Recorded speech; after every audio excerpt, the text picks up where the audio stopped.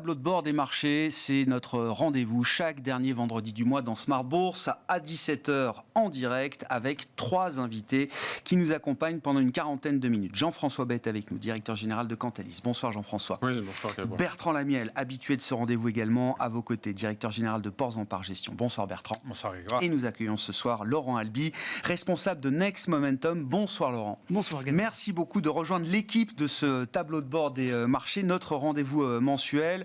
On aura des données pour tout le monde, les flux avec Cantalis, l'analyse fondamentale, le momentum de marché avec les outils de Ports en Par Gestion, et vous nous apportez votre expertise en matière d'analyse technique. Laurent, je suis ravi que vous puissiez être là pour évoquer ces sujets-là avec nous. C'est votre expertise de longue date, hein. Vous avez été président de la FAT pendant quelques années, je crois, et aujourd'hui responsable de Next Momentum, comme je le disais. Quel est l'objet de Next Momentum, Laurent ? Alors Next Momentum, c'est une société qui fait de la formation en analyse technique pour les investisseurs privés et les professionnels. Bon, chacun est venu avec ses slides et ses graphiques. Il y a du support visuel pour ce tableau de bord des marchés, à commencer par les vôtres, Jean-François, sur la question des flux en ce mois de rentrée, mois de septembre, qui est toujours un mois un peu particulier, qui a tenu ses promesses, je le disais, sur les marchés, et qui, en termes de collecte, de flux d'investissement, est un mois négatif à nouveau pour les actions.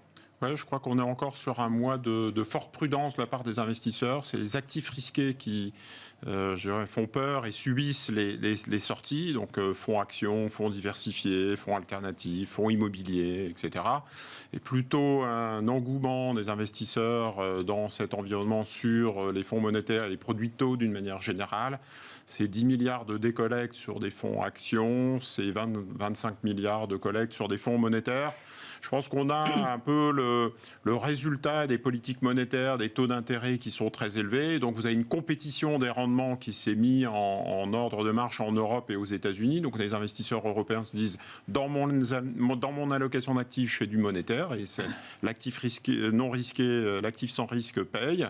C'est aussi, j'allais dire, un petit peu un message des investisseurs qui se disent si vraiment on a des taux aussi élevés et que les banques centrales ont raison, ça refroidit. Si ça refroidit, il vaut mieux que j'achète des taux et des obligations que des actions, puisque les actions sont plutôt cycliques et exposées à la croissance. Donc on a cet engouement pour des fonds monétaires et des fonds obligataires à échéance. On en a déjà parlé ensemble, mais il y en a plus d'une trentaine de fonds à échéance qui ont déjà été créés en 2023. Ça fait partie des produits qui se vendent les mieux par les CGP aujourd'hui. Ouais, c'est le retour de Patrimonia, vous y étiez. C'est typiquement le genre de produit, les structurés, les fonds datés, qui se vendent aujourd'hui dans le conseil. Oui, sur 2022, ça a été une vingtaine de grands produits qui ont été lancés. On est déjà à 34 depuis le début de l'année. C'est pas fini, ça continue. Et donc, vous allez avoir des cohortes de fonds à échéance qui vont continuer à sortir. C'est 40 milliards d'encours sous gestion en Europe. La moitié ont été levés fin 2022 sur 2023 et ça continue. Et vous avez même vu passer iShares qui sort un ETF obligataire à échéance daté sur 5 maturités, 2025, 26, 27, 28. Donc ça montre bien que c'est un engouement fort. Même aux États-Unis, en fait, ils sont emparés de la thématique. Et donc, voilà, on est dans une période bond, on est dans une période obligataire, et on voit les investisseurs se tourner vers les obligations et les monétaires. Qu'est-ce qui caractérise là cet engouement pour les fonds monétaires, justement, Jean-François ? Quel type de rendement on espère aujourd'hui avec du monétaire par rapport au rendement ou à l'espérance de rendement qu'on peut avoir sur les actions, par exemple ? Alors, on n'a pas vu de cette configuration depuis 1999. On a des taux de la BCE à 4% depuis le 14 septembre dernier. Les États-Unis, c'est plutôt 5,50 versus 4,50, on va dire, sur des rendements actions S&P 500. Donc vous avez clairement, en fait, les deux effets qui se cumulent, c'est-à-dire de se dire finalement, ça ne me coûte pas d'être exposé sur du cash, de garder des liquidités. Deuxièmement, j'ai une compétition des rendements. Je retrouve en fait une allocation d'actifs où je peux parfois sortir des actions et me remettre sur du cash, puisque le rendement des actions est à 4,50. Donc il y a une compétition qu'on avait connue en 99-2000 et qui s'est résolue par ce qu'on a appelé la bubble.com qui a explosé et qu'on a retouché un petit peu dans les années 2006, 2007, où la Fed avait augmenté fortement ses taux directeurs et on a commencé à avoir en fait un effet. Donc je le disais, les deux mouvements jouent, crainte sur les actions vu niveau de taux et attrait du rendement. Intérêt des investisseurs, des rentiers qui se disent il est urgent d'avoir du cash et de la poudre sèche. Oui, et puis vu les rendements, c'est parfaitement rationnel effectivement de voir cette classe d'actifs. C'est redevenu une classe d'actifs, le monétaire, privilégiée aujourd'hui. En termes de collecte, alors sur les fonds actions notamment, on suit avec vous le match toujours gestion passive, gestion active. C'est toujours la gestion passive. Ouais. C'est toujours les ETF. Les investisseurs, dans un environnement prudent, se dirigent toujours vers des ETF. Les grands indices, donc si je vous donne le top 5 des grands indices et des grandes collectes sur le mois de septembre, vous allez avoir des indices américains, vous allez avoir du MSCI World qui est par ricochet aux 2/3 des actions américaines. Et donc on continue à se protéger, à retrouver de la visibilité, de la qualité à travers des grands indices et à travers des valeurs américaines. Inversement, les fonds actifs, les fonds un peu thématiques, small cap, etc., ont perdu un peu de leur superbe et continuent à souffrir dans l'environnement actuel. Sur l'Europe, c'est intéressant. Si on regarde, alors soit on regarde les thématiques, soit on regarde les pays, mais en tout cas sur les thématiques, pour aller rapidement, c'est plutôt pas les thématiques ESG qui sont refroidies ces derniers mois. Hein. Donc la partie verte s'est beaucoup refroidi, pas tellement. C'était une grande tendance, au moins des 2 dernières années, si je ne dis pas de bêtises, Jean-François. 80% des flux en 2021 allaient sur les fonds ISR. Ouais. Ça s'est fortement calmé. Alors, ce n'est pas la catastrophe, ce n'est pas la bérésina, tout le monde ne sort pas des fonds ISR. C'est plutôt... Il y a des contraintes réglementaires parfois. Il y a des contraintes réglementaires, puis il y a l'industrie qui patine un petit peu avec le CSRD va-t-il sortir, Ursula von der Leyen va-t-elle revoir la définition d'une PME, etc., pour essayer de sauvegarder le Mittelstand allemand. En tout cas, voilà, comme l'industrie est un peu dans le flou, dans le gris, on va dire, c'est pas pour mettre en avant des fonds ISR. Et de l'autre côté, on a un engouement pour des fonds thématiques non ISR. Ouais. Si vous faites de la tech, si vous faites du pétrole, si vous faites de la construction de l'immobilier, si vous êtes de l'industrie et de la défense, vous n'êtes nécessairement pas ISR, d'où ce match en faveur des thématiques non ISR. Bon, d'autant qu'on a une classification SFDR qui est peut-être suspendue à une refonte assez violente. Là aussi, réglementation SFDR européenne. 2009, on est en pleine révision, donc il est urgent d'attendre. Ouais. Deuxième lecture sur la partie zone géographique. J'ai pas de bonnes nouvelles pour les gérants actions européennes. On est à 28 semaines de décollecte consécutives sur les actions européennes, 7 mois de décollecte. Ça ne se termine pas malheureusement sur le mois de septembre, on est encore dans le rouge. C'est difficile. Je pense que les investisseurs sur la partie géographique et même un peu thématique ont suivi un petit peu les nouvelles macros. Vous avez vu, l'économie américaine tourne plutôt bien. Les Bidenomics sont joués à plein. Inversement, sur l'Europe, on parle de PMI en dessous de 50, de l'Allemagne qui est en récession, de difficultés de l'industrie allemande. Donc on pâtit un petit peu de cet environnement macro. Et aussi, on pâtit sans doute des messages des banques centrales. Donc entre Fed et BCE. Hein, bizarrement, la Fed est un peu on hold et en pause et n'a pas bougé. En revanche, la BCE continue un peu à taper, même si le discours est plus soft. Et donc, quelque part, ça ne favorise pas l'Europe et l'industrie aujourd'hui. Bon, après, l'Europe a souffert, mais je regarde à l'inverse là sur votre graphique, il n'y a que les actions US qui collectent, les émergents, l'Asie, etc. Sur le mois de septembre, là, c'est ou flat ou en décollecte. Hein. Oui, c'est ce que je disais en introduction. Il n'y a que le monétaire et l'obligataire qui a collecté, les actifs risqués et les actions en particulier. Alors l'Europe décollecte plus et les États-Unis tirent un petit peu leur épingle du jeu, mais on n'est pas dans une période où il y a du volume, on investit en actions, on a envie de prendre du risque. Ça reste quand même un environnement de prudence, clairement. Bon. Une prudence qui était justifiée pour le mois de septembre, si on dresse un bilan avec vous, Bertrand, et les outils d'analyse de Ports en Part Gestion, je disais, le mois de septembre a tenu ses promesses. Oui, dans saisonnalité, c'est un mois qui est souvent mauvais. Donc octobre, normalement, c'est c'est le mois où on tue les ours. Donc d'habitude, historiquement, voilà, mi-octobre, fin octobre, grand maximum, le marché, on rentre dans une saisonnalité qui est beaucoup plus porteuse pour la fin de l'année et pour le début de l'année. On va voir, rappelons-nous l'an dernier, c'était le 29 septembre, c'était le point bas des marchés. Exactement, il y a un an, j'aurais dû commencer par ça. Voilà. L'anniversaire du point bas, vous avez raison. Et c'est reparti on a pris quoi, 25-30%, très vite, très fort, et ça a pris beaucoup de personnes à contre-pied. Et la dernière partie de l'année 2022, c'était la dénégation de la plus... Enfin, pour la plupart, c'était c'est pas possible, la récession est devant nous. Enfin bref, c'était un peu compliqué. Je ne sais pas ce qui... Mais en tous les cas, voilà, on arrive là, encore une fois, avec un été qui a fait des contre-pieds sur pas mal d'items importants par rapport aux stratégies qu'on peut voir dans différentes maisons, avec des taux longs qui font des nouveaux plus hauts, alors qu'on était dans une logique... on voyait bien que le discours des banques centrales commençait à être plutôt on va vers la pause, il y aura peut-être une dernière hausse, mais globalement on s'approche de la fin, alors sans annoncer la baisse des taux, mais en disant voilà, on va rester sur un plateau, on voit que les effets sont en train de se mettre en place, que l'inflation diminue. Bon, par contre, on voit bien que sur l'économie, sans que ce soit une catastrophe, ça mord un peu. Donc, il y avait cette logique qui était en train de s'installer dans différentes stratégies, de dire les banques centrales vont rester sur un plateau, vont voir les effets...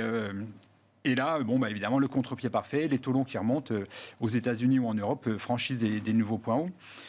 C'est très différent de l'histoire de 2022. Sur les taux, l'accélération, c'est bien les taux longs réels, là, aujourd'hui, qui imprime le mouvement sur les marchés, sur la courbe des taux. 2022, c'était les taux courts. C'était ce phénomène d'aplatissement de la courbe, c'était les taux courts qui s'envolaient et qui guidaient le reste de la courbe de taux. Là, depuis quelques semaines, c'est vraiment une histoire de taux longs. Les taux courts, eux, sont globalement stables après les banques centrales. Et donc voilà, ça tire. Après, il y a l'euro-dollar ou le dollar index, même topo. On le voyait revenir du côté des 1,15. Enfin, ça, c'était des consensus assez classiques. Bon, là, je ne sais pas si Laurent en parlera, mais revenir à la parité, objectivement, c'est sur la table. Pourquoi pas ? C'est ça. C'est dingue. Voilà, en pure lecture technique. Le dollar était au plus bas, je regardais mi-juillet. Mi-juillet, le point bas du dollar, et 3 mois après, il n'a jamais été aussi fort. Donc voilà, il y a eu ces changements-là. Et pendant ce temps-là, le pétrole qui continue de caracoler. Donc on a vu une période où on était monté du côté des $120, c'était en train de se calmer. Et puis là, pareil, avec les politiques des pays producteurs qui continuent à serrer le robinet, on s'aperçoit qu'on a un pétrole, que ce soit le Brent ou le WTI, qui repartent fortement. Et ça a été le changement de l'été. Avec la conséquence qu'on a vue sur les actions, c'est-à-dire que des taux longs qui recommencent à tirer, tout ce qui est croissance et cyclique, c'est mis à mal. Donc du coup, le luxe, c'est globalement sur l'été, c'est du moins 20, moins 25%. Donc ça reste légèrement positif depuis le début de l'année, mais ils ont abandonné quasiment l'intégralité de leurs gains. Et inversement, on a vu revenir plutôt des défensifs, donc un peu dans la santé, le pétrole aussi. Or, dans le secteur pétrole, il faut faire attention, parce qu'il y a des valeurs pétrolières totales, pour faire simple. Les intégrer. Et il y a des alternatives. Alors, les alternatives, pour l'instant, ils n'ont pas le droit de citer. Toujours pas. Non. On imagine qu'à un moment donné, avec un pétrole qui s'inscrirait longtemps sur des 90-100 $ ou plus, les investisseurs iront de nouveau regarder du côté de l'éolien, du côté des alternatives. C'est une mauvaise année pour les énergies vertes en bourse.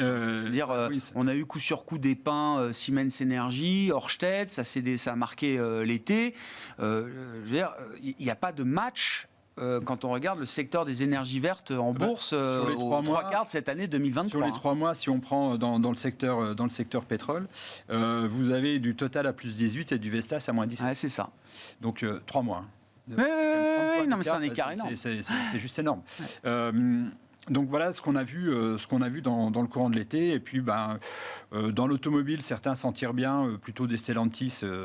Donc à l'intérieur même des secteurs, aussi beaucoup de rotation. Ouais. Pareil, sur 3 mois, dans le Stellantis plus 17, BMW moins 11.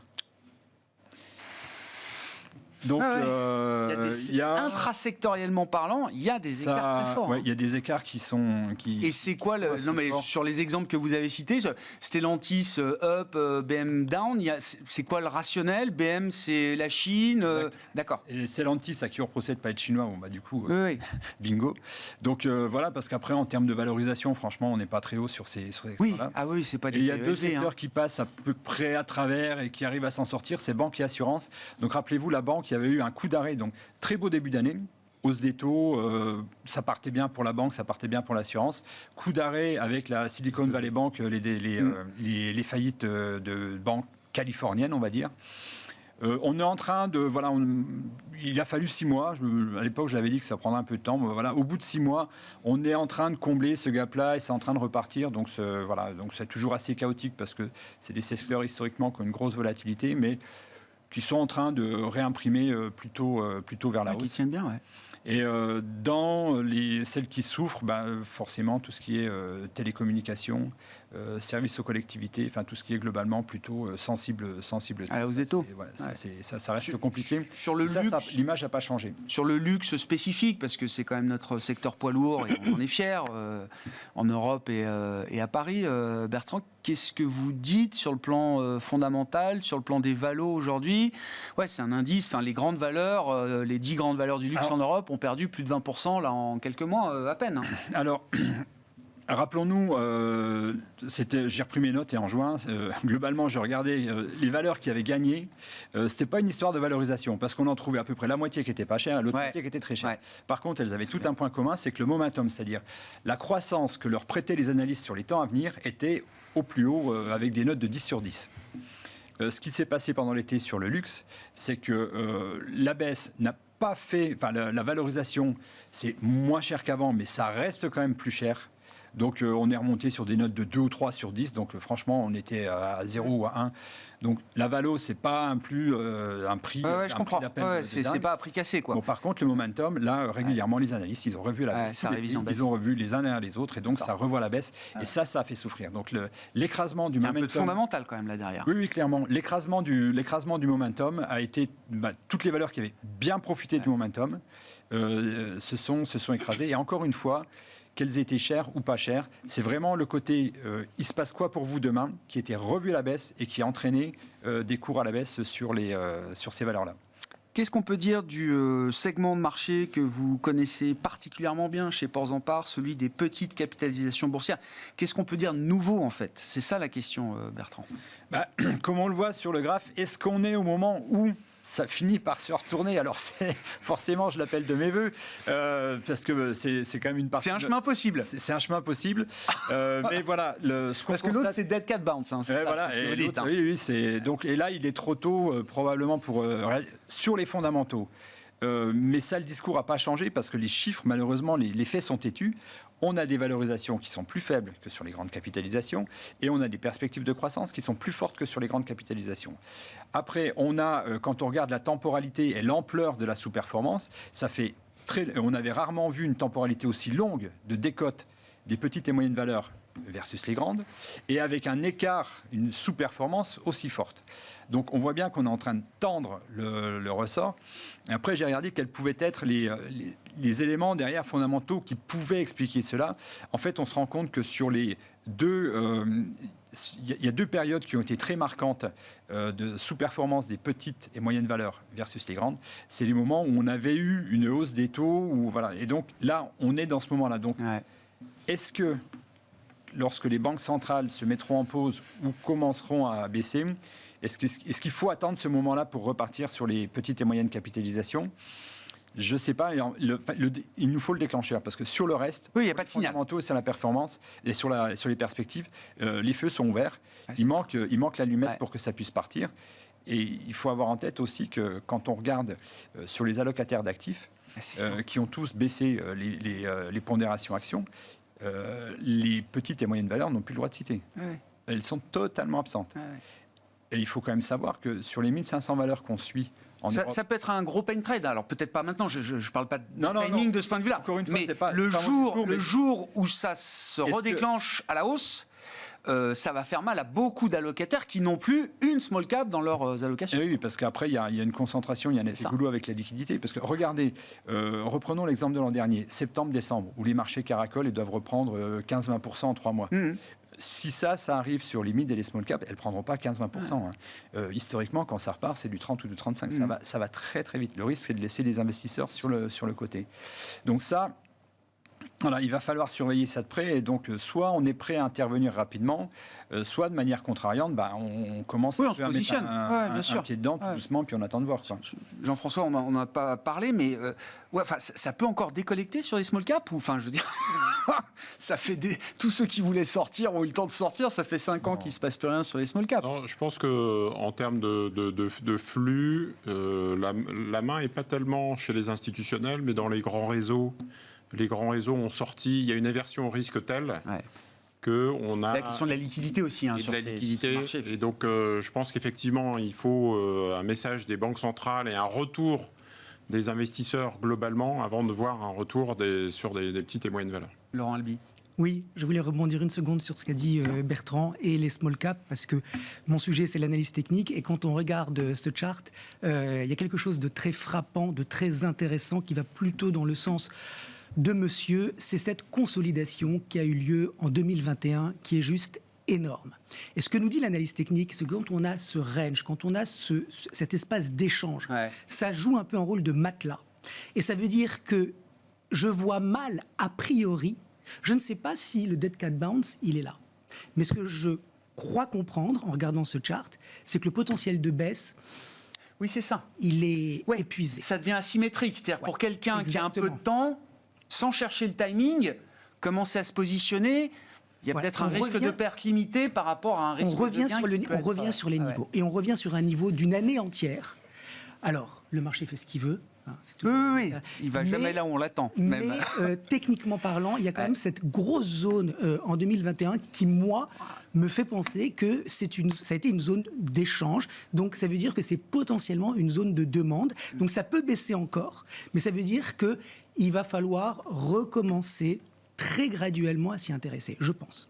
Moi, je vois techniquement parlant. Au début de l'été, beaucoup ont été assez positifs sur le Russell 2000, par exemple, aux États-Unis, domestique, jouons la croissance américaine, puisque c'est là où il y a de la croissance, etc. Et jusqu'à la fin du premier semestre, il était plutôt bien, le Russell. Et en fait, cet été, il a effacé plus de 10% de gains. Grégoire, c'est ça, hein. Je vais jouer à l'avocat du diable. Qu'est-ce qui fait le Dow ? Pareil, il a 1% de perf cette année. C'est l'opposé du Russell. Donc, oui, c'est vrai que les small caps, elles l'ont bien senti, hein, les 550 points de base de hausse. Là, les small caps aux États-Unis, elles l'ont pris facialement. Mais le Dow, c'est quand même l'aristocratie de la cote. Il est à 1%. Hein, donc, c'est à mon tour. Oui, du coup, on va même parler du S&P 500 avec vous, Laurent. En fait, la question que je voulais vous poser, Laurent, c'est est-ce qu'il y a... Je vous laisse développer, effectivement, vous avez apporté plusieurs graphiques pour la compréhension, effectivement, des enjeux techniques de marché. Mais la question que je vous poserai, de toute façon, c'est est-ce qu'il y a quelque chose en construction dans les marchés actions qui ressemble à une capitulation ou une potentielle capitulation demain ? Qu'est-ce qu'on peut dire partant du marché américain de la situation technique ? Alors, la réponse est non. Pas de capitulation. Non. Très bien. La capitulation, c'est un phénomène de marché qui arrive après une forte baisse. C'est une capitulation, c'est-à-dire que les investisseurs sont écœurés et ils liquident à tout prix. Il n'y a pas de baisse. Si on regarde le chart du S&P, il commence à baisser. Si on regarde le stock 600, il est encore au-dessus de son range. Donc le stock 600, il n'a même pas donné son signal de distribution. Donc non, la capitulation, ça vient bien après. Ça vient quand ça a beaucoup baissé et que c'est la purge finale. Oui. C'est le mouvement final avec la vitesse. Voilà. Et c'est le moment, il y a des volumes. Et c'est le moment où effectivement, il faut se mettre en face. Qu'est-ce qu'il faut voir sur ce graphe en termes de figure technique, là, Laurent ? Alors, il faut voir une tête-épaule, mais au-delà de la tête-épaule, il faut voir une vulnérabilité. Il faut voir une vulnérabilité sur le S&P parce qu'il a commencé son rallye il y a 1 an et c'est la première fois qu'il met cette figure de retournement en place. Alors, elle peut tout à fait être invalidée demain, c'est pas le sujet, mais on voit bien qu'il y a quelque chose de cassé. Parce qu'il y avait toujours des creux qui étaient haussiers, c'est la définition basique d'une tendance haussière. Là, on voit un creux qui est inférieur aux autres. Donc, il y a une fragilité qui est visible. Maintenant, si on sort du S&P et qu'on regarde les indices, Nasdaq 100, 33%, c'est super. Le FANG, c'est-à-dire l'indice des GAFAM, 65%. Russell 2000, 0. Dow, 1. S&P equally weighted. Ça, c'est marrant parce que... Équipondéré. Équipondéré. Donc, toutes les valeurs ont le même poids. 1%. Donc, ça veut dire que cette hausse aux États-Unis, ça a été une hausse en trompe-l'œil. Ouais. Ça a été une hausse où la participation a vraiment été très, très, très mauvaise. Il y a eu une histoire que je ne peux pas qualifier aujourd'hui sur l'intelligence artificielle générative. Est-ce que c'est un mirage ou pas ? On verra bien. Mais s'il n'y avait pas eu... C'est marrant parce qu'il y a un cabinet américain qui a mis en place le S&P 7. Ah bah, oui. C'est-à-dire le les 7 magnifiques, quoi. Oui, c'est ça. 55% depuis le début de l'année. Et le S&P 493, Bah oui. 5. Ouais, ouais. Donc, c'est une année très, très particulière. Et même en Europe, c'est une année très particulière parce qu'on a un DAX qui est à la cave et on a l'Italie qui est forte. Enfin, ça fait très longtemps qu'on n'était pas dans cette physionomie de marché. Une participation aussi faible, et je pose la question à tout le monde, c'est un signe de... Est-ce qu'il faut l'analyser comme un signe de faiblesse forcément ? Est-ce que c'est un potentiel d'élargissement de la participation demain et donc peut-être un facteur de soutien ? Est-ce que ça peut être ou l'un ou l'autre ? C'est un facteur de prudence. Ouais. Parce que regardez ce chart, il est particulièrement parlant. On a en noir le S&P, très belle tendance haussière. Et on a en rouge la ligne. Alors, c'est une ligne qui compile quoi ? Les 3 bourses américaines. Amex, Nasdaq, NYSE. Ouais. Donc, c'est 100% de la cote. Et on va calculer chaque semaine le nombre d'actions de ces 3 bourses qui font des plus hauts annuels et on va leur retrancher le nombre d'actions qui font des plus bas annuels. Regardez la physionomie de la courbe, elle est horrible. C'est au plus bas. C'est au plus bas et ça baisse. Donc ça veut dire que s'il n'y avait pas eu cette histoire de Nvidia, Bien sûr. Apple, Microsoft, Oui. etc., on ne serait pas du tout Ah non. sur les marchés américains dans l'histoire qu'on est en train de vivre avec un S&P qui est à 11% et qui est donc dans sa perf historique. C'est lié Jean-François. aussi au flux et au poids des indices. Si on regarde le volume sur le CAC 40, une journée, c'est 1 milliard Ouais. ou à peu. Après, au fixing, Et- effectivement, il y a beaucoup d'arbitrage au fixing, mais c'est le cash, sa clôture, c'est 1 C'est milliard. 1 milliard. Apple, Microsoft, ça doit être 5 milliards de volume par jour. Et Nvidia, ça a été à 30 milliards. Donc, ce que je veux dire, c'est que le poids des indices et le poids des marchés doit aussi être intégré. Il y a un effet boule de neige, j'allais dire, un peu, ou vicieux ou vertueux, ça dépend de quel côté on se passe, pour justement justifier ces méga caps et ces méga trends sur des valeurs qui rassurent. C'est un peu des emprunts d'État. Enfin, c'est des C'est une valeur refuge. C'est des valeurs refuges, en fait. Les blue chips, on appelle ça les blue chips, Et les donc, au grandes valeurs. détriment, le CAC 40 est considéré comme une small cap, et les small caps, des micros. Enfin, je veux dire, voilà. oui, Donc, on n'apparaît plus dans les radars Oui. aujourd'hui face aux ETF. Bertrand, effectivement, ces questions de momentum, de participation, là aussi, vous avez des outils chez Porzampar. On n'en a pas parlé cette fois avec vous, mais vous regardez ça d'assez près. Oui, tout à fait. La participation faiblit. Ça reste faible. Ouais. Donc, nous, on regarde le nombre de valeurs qui s'inscrivent dans une tendance haussière. Donc, bref, il y a un... Oui, un cycle, A, B, C, D, c'est ça. Hein. Oui, oui, Donc, bien sûr. voilà. Et là, aujourd'hui, donc, les valeurs qui sont en accélération, Ouais. donc oui, qui font des nouveaux plus hauts ou en tous les cas des plus bas qui sont plus hauts que les anciens. Enfin bref, inscrits dans une tendance haussière. On est à 21% aujourd'hui. Ouais. On est à 18% aujourd'hui. On était à 21% en juin. Ah, En fait, ça reste très faible. Un marché qui est un marché haussier, sain, avec une participation importante, dépasse largement les 50%. Et c'est seulement quand on approche du côté des 80-90% que là, il faut se mettre en mode alerte. Alors, les 80-90%, ça peut durer un moment. Mais en tous les cas, on sait que voilà, tout le monde est embarqué. Ah bah bien sûr. Quand 100% Donc, des gens voilà, est acheteurs, donc, oui, effectivement, à voilà, un moment... Après, ouais. cette période-là peut durer un moment, donc il ne faut pas non plus vendre dès qu'on arrive là. Mais voilà, là, aujourd'hui, on est là. Donc, effectivement, on retrouve, c'est une autre façon de lire le fait que c'est les grosses capilles dans les indices et c'est les grands indices qui attirent les flux. On le retrouve avec la lecture des flux de Jean-François, on les retrouve avec l'analyse de Laurent. À chaque fois, c'est cette même logique-là. Et ça dure depuis plus d'1 an. Donc, voilà. Il faut y participer parce que ce serait dommage de... Mais en même temps, il faut savoir effectivement ce qu'on achète. Oui, ça veut dire que c'est quand même un bull market particulier. Enfin, c'est un bull market pour quelques grandes valeurs, Oui. mais pour le reste du marché, on est C'est pas un loin bull d'être... market. Ouais, c'est ça. Exactement, parce que si on revient une seconde sur ce La graphique, participation, la ouais. participation, regardez ce qui s'est passé en 2021. Le marché monte et les nouveaux plus hauts annuels, ils montent avec. Ouais. Ça, c'est typiquement un marché qu'on surfe. Ah ouais. On ne se pose pas de questions. On a une stratégie de trend following et ça paye. Vous m'avez posé la question, est-ce que ça va baisser ? Et malheureusement, la participation, il n'y a pas de timing. Parce que quelqu'un qui aurait Ce que pensé... disait Bertrand, ça peut rester longtemps dans cet état-là. Regardez la divergence, elle est juste. J'ai jamais vu une divergence comme ça en 20 on voit, ans. c'est un crocodile, là. Et pourtant, pourtant, le marché monte. Enfin, il est monté. Donc, c'est pas parce que la participation baisse que le marché va baisser. En revanche, c'est indiscutablement un facteur de prudence. C'est pas le moment de s'endormir. Parce que ça veut dire qu'on est quand même sur un terrain, sur une planche savonneuse. Voilà ce que ça veut dire. Voilà. Qu'est-ce qu'on peut dire? Alors là aussi, c'est un autre outil d'analyse beaucoup utilisé sur les marchés. Au-delà de la participation, quelles sont les valeurs? Ça rejoint un peu l'analyse que faisait Bertrand. Quelles sont les valeurs qui sont sur des tendances haussières? En tout cas, au-delà de certaines moyennes mobiles, qui sont toujours des niveaux et des repères importants pour les investisseurs. Alors, ça va être un petit peu redondant avec ce qu'a dit Bertrand. Là, c'est un chart donc, de la participation sur le S&P. Et qu'est-ce qu'on voit? Que le pourcentage d'actions du S&P au-dessus de leur MM50, c'est 16%. C'est-à-dire qu'il y a une action sur 7 sur le S&P qui est au-dessus de sa moyenne mobile 50 du jours. prix moyen de ces deux mois et demi derniers. Enfin, c'est incroyable. Et quand on regarde en haut, il y a 40% d'actions du S&P au-dessous de leur MM200. MM200, c'est le prix moyen de 10 mois. Enfin, est-ce que on peut légitimement se poser la question, sommes-nous en bull market? Je ne tire pas de conclusion, mais ce bull market, il est quand même très, très, très spécial. Parce qu'avec plus de la moitié des actions du S&P qui sont sous leur MM200, et une sur 7 au-dessus de la MM50, ça pose question. Et ça pose question sur quoi? Ça pose question sur le principe de retour à la réalité. C'est-à-dire que, est-ce que ça peut continuer comme ça, ou est-ce que ça va finir par s'ajuster?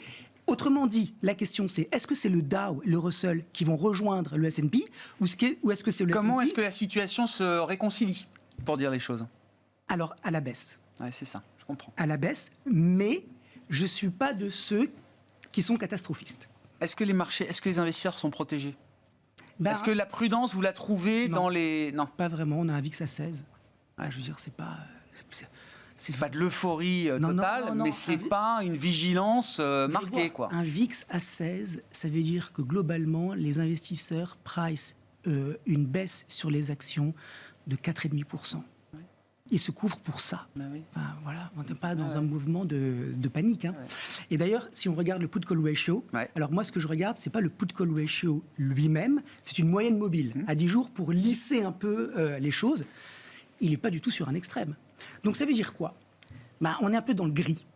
Si on était sur un niveau extrême, ça voudrait dire qu'on a le droit de tenter des paris contrariens, parce que c'est ce que disait Bertrand, quand on est à 85 ou 90% des actions du S&P qui sont au-dessus de RM50 ou MM200, ça veut dire que le c'est fait, c'est joué. Vous avez dit, on est tous embarqués. Bon, alors si on est tous embarqués, il reste qui pour payer? Pas grand monde, donc le potentiel, il n'est pas...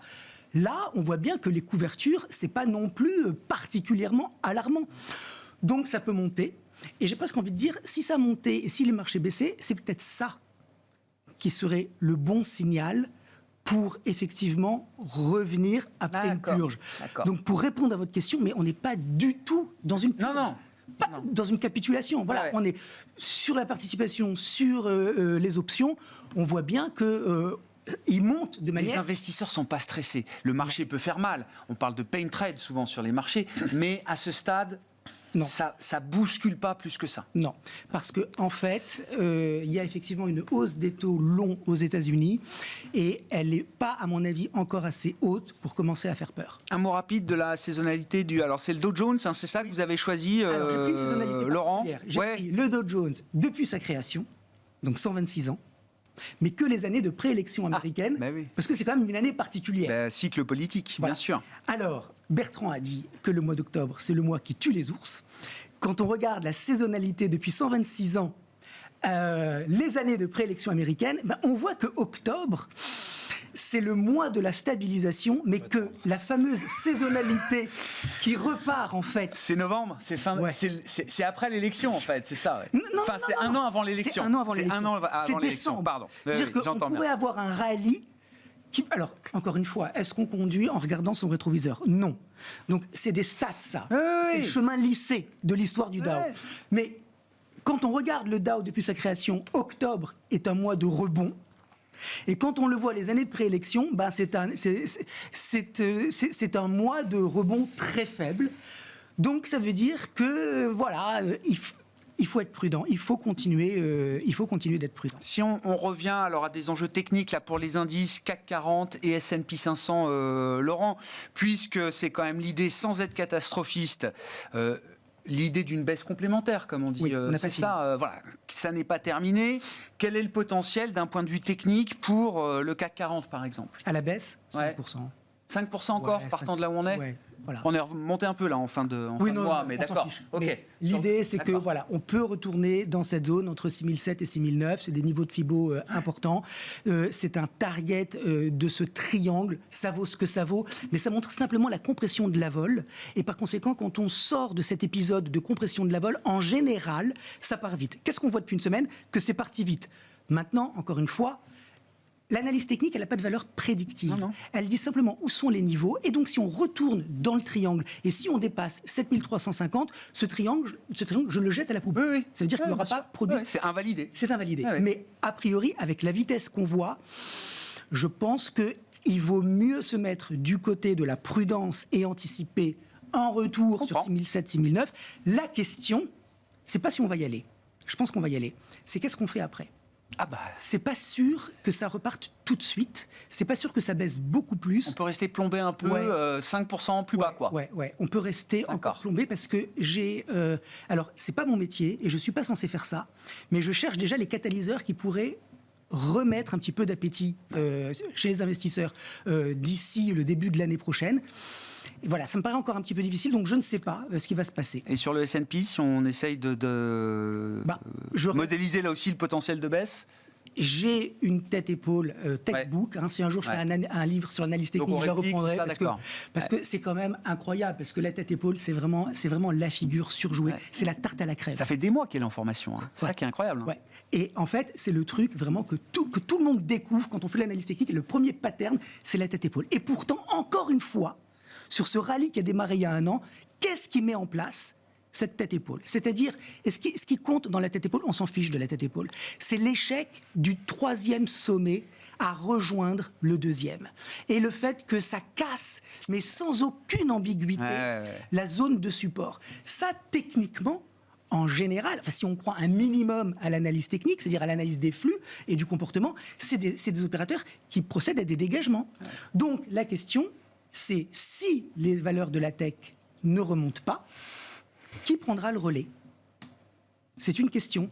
L'énergie, j'y crois pas trop. Donc, et s'il n'y a personne pour prendre le relais, je ne vois pas un gros potentiel tout de suite de rebond. Bon, qu'est-ce qui pourrait se passer mieux que prévu? C'est la question que j'ai envie de vous poser. Non, parce que là, on va avoir les outlooks de fin d'année 2024, tout le pessimisme macro qu'on avait en début d'année pour cette année 2023 qui a été pris à défaut. Je sens bien qu'on va le retrouver dans les perspectives 2024. Donc, j'ai envie de vous poser la question un peu à l'inverse.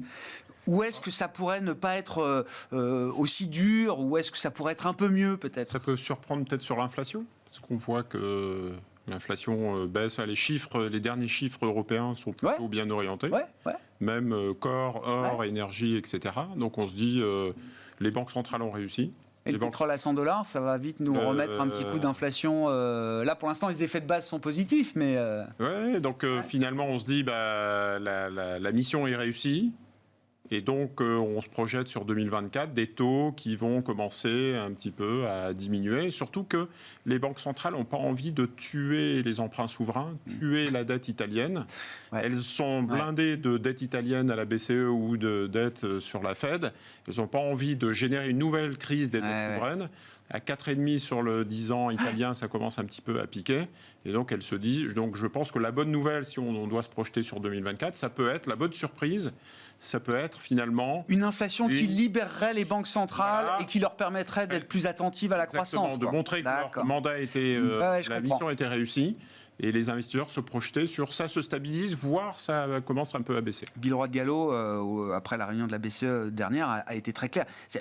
Tester le point de rupture de l'économie européenne ça n'est pas la bonne stratégie pour conduire une politique monétaire. Donc on sent qu'on arrive, voilà, il a peut-être endossé la dernière hausse de taux, mais on sent quand même qu'au sein du Conseil des gouverneurs, et on parle d'un poids lourd, hein, c'est le gouverneur de la Banque de France, on sent quand même qu'il ne faut pas, et le discours faut pas jouer de avec le feu. Lagarde et les derniers discours sont aussi soft, même si ça augmente, on est soft. Non, mais il y a toujours des voix au quiche et des voix Voilà. plus dovish, mais voilà, au centre, il y a C'est quand le même début de la des fin. gens qui disent que faisons attention. Qu'est-ce qui pourrait être une bonne nouvelle à l'aube de ce 4e trimestre là, qui commence À partir de mi-octobre, on va avoir les publications. Ah, oui. Donc là, on va quand même avoir des nouvelles fraîches des sociétés qui, logiquement, vont nous donner évidemment un aperçu sur la fin d'année. Donc ça va permettre aussi aux analystes de caler leur perspective fin d'année.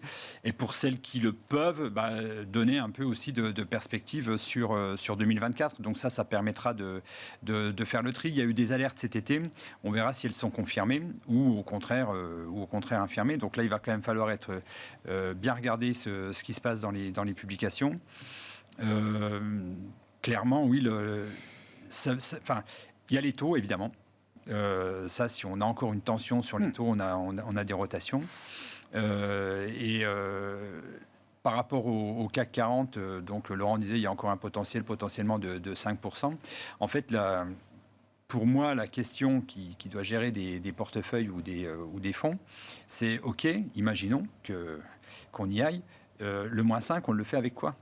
Parce qu'en fait, le vrai sujet à la fin, pour moi, il est là, c'est de se dire, OK, est-ce que c'est le luxe qui repart, le pétrole qui cale ? Est-ce que le pétrole continue, continue à caler ?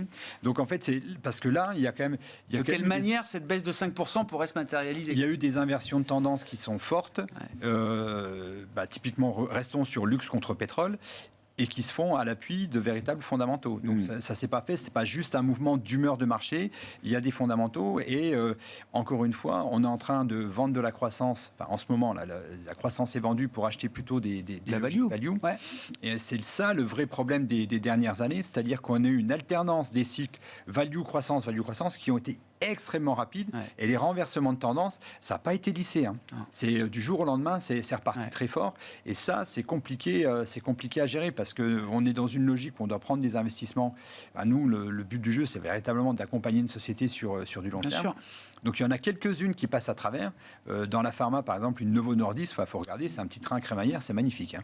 Donc train crémaillère, 30% pendant l'été, voilà, la crémaillère était un peu forte, mais elle a tenu. Donc voilà, mais sur le reste, après, c'est sans arrêt. Donc du coup, dans les portefeuilles, on est obligé d'avoir une certaine répartition, et pas pour l'amour de la diversification au sens financier, parce que en fait, il faut pouvoir bien vivre ces moments où ça se retourne, et se dire, ok, là, j'ai décidé. Est-ce qu'on est dans du bruit, et donc j'amortis mes mouvements. Pas être trop biaisé en termes de style, quoi. Le risque, c'est de perdre son client au milieu, quoi. C'est-à-dire que si il y a une inversion de style qui dure 2 mois, 3 mois, et que typiquement, en prenant les écarts de l'été, moins 20 versus plus 20, si vous êtes à fond sur un style, si vous êtes du bon côté de la pièce, tant mieux, je vous félicite. Si vous êtes du mauvais côté, il vous quitte. Vous êtes encore en vie à la fin, quoi. Exactement. Donc il y a un véritable sujet de diversification et souvent quand on parle de diversification client, on dit oui mais à la fin ça ne gagne pas. Oui, en ce moment celui qui n'est pas diversifié, ça peut lui coûter très très cher. Pour conclure avec vous Laurent, rapidement, sur les taux longs, qui a été le sujet du mois de septembre, l'analyse technique peut nous apporter un éclairage ? Alors, l'analyse héliotiste, qui est une sous-partie de l'analyse technique, peut apporter un éclairage. Au mois d'avril, je criais partout que les taux américains allaient aller à 5 et on me regardait comme un fou. Ah bon, il y a encore de la place. Et on me disait, mais pourquoi ? Et je disais, je ne sais pas. Rien. Je n'en sais rien. Mais on y va. Mais on y va. Enfin, il y a des probas pour qu'on y aille. Donc il manque encore 50 points de base. Je pense qu'on va continuer de monter. Je pense qu'on va redescendre après et qu'on va remonter ensuite. Merci beaucoup, messieurs. Merci d'avoir été avec nous pour cette première édition de ce grand tableau de bord des marchés chaque dernier vendredi du mois dans Smart Bourse sur Bismart avec Laurent Albi, Next Momentum, Bertrand Lamiel, Porzan par Gestion et Jean-François Bec, Cantalis.